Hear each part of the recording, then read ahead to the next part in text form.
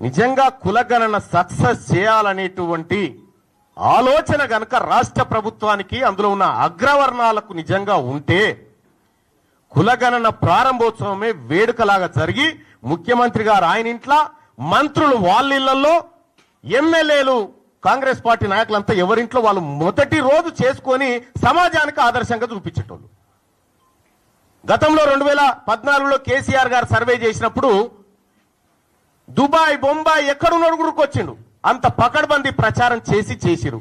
కానీ ఇవాళ తూతూ మంత్రంగా సమగ్ర కుటుంబ సర్వే అయిపోయే టైంకి, పీరియడ్ ఎండ్ ఏది మొన్న చేసిన సర్వే అయిపోయే టైంకి ముఖ్యమంత్రి గారు పిలుచుకొని ఏదో తూతూ మంత్రంగా ఇచ్చినట్టు చేసిండు. ముఖ్యమంత్రి గారికే గంత నిర్లక్ష్యం ఉన్న తర్వాత మంత్రులకు నిర్లక్ష్యం ఉండదా?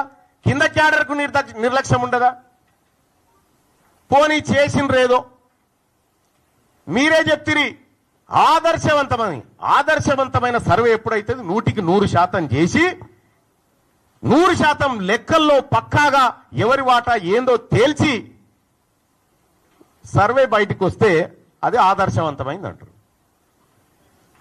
మీరు చేసినటువంటి సర్వే ఆదర్శవంతమైన సర్వే కాదు. అది అగ్రవర్ణాలను ఎక్కువ చూపించి అనగారిన వర్గాలను తొక్కి పెట్టడానికి మీరు ఉపయోగించుకున్నటువంటి సర్వే. ఈ సర్వేను బీసీ సమాజం ఎట్టి పరిస్థితుల్లో యాక్సెప్ట్ చేయడానికి సిద్ధంగా లేదు. ఎస్, నేను సర్వే రిపోర్ట్ తప్పు అని కాలబెట్టిన తర్వాత